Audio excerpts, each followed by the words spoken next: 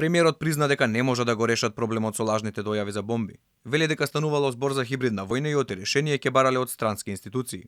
Кај голем дел од овие дојави се работи за дојави кои што се работат преку VPN врски, хостирани во странство, при што не може да се детектира веднаш, односно скоро апсолутно е невозможно да се детектира од каде доаѓа дојавата, бидејќи VPN-ите се виртуелни приватни мрежи хостирани во странски држави и затоа и се работи со партнерските служби.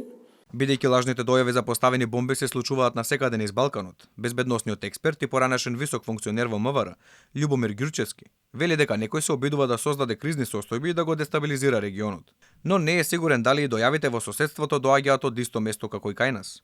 Организираните криминални групи кои што во основа нели се занимаваат го сторуваат и кривичното дело тероризам, секој кога ги менјаат местата, значи местата на сторување на кривичното дело, односно местата од каде што ги праќаат IP адресите. Затоа јас не случајно реков, многу едноставно е да отвориш IP адреса од било каде во светот, но затоа јас ги повикав стручните екипи во НАТО, затоа што они располагаат со сателитски комуникации со вас. Значи имаат контрола врз тие комуникации. Иначе во основа очекувам дека овие дојави не се случуваат од различни држави, од различни земји, па можеби и внатре од Република Македонија. Тој вели и дека очекувал повеќе од НАТО, бидејќи кога заканите доаѓаат од надвор, проблемот мора да се решава во меѓународни рамки, во соработка со нашите сојузници.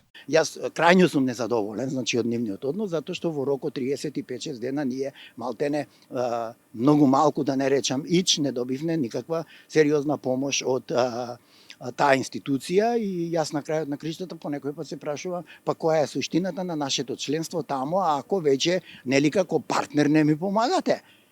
Значи, затоа ја поставувам таа теза, но и упатувам остра критика према нашите партнери во НАТО, не само да они бараат од нас ние да си ги исполнуваме обврските како членка, а повратно да не добиеме никакви услуги од нашето членство во таа организација. Инаку Македонија речиси 2 месеци редовно се соочува со лажни дојави за бомби во училиштата, трговски центри и други институции и јавни објекти.